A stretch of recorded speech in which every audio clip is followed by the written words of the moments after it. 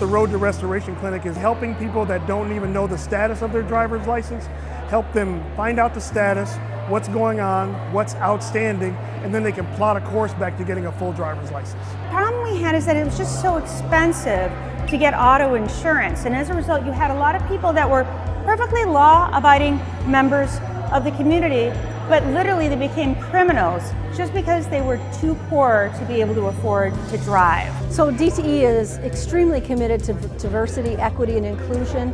And when we think about the 200,000 residents that are held back, this is a game changer for those residents. There is work coming into this state all day long. And the ability to remove just this one barrier just opens the door for so many of these residents. We rarely have opportunities where the government and the community can work together and collaborate on solving real-world problems like not having a driver's license. And what's great is that people are getting a straight answer of what is going to get them their driver's license back. We can be the solution when we work together. Statewide, 38% of our households struggle to make ends meet.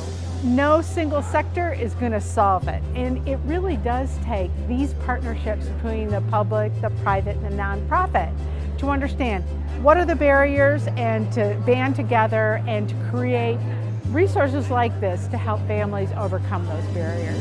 And then actually I think this will benefit DTE in the community in the long run. 200,000 more people with a valid license able to work and move throughout the community is good for all of us.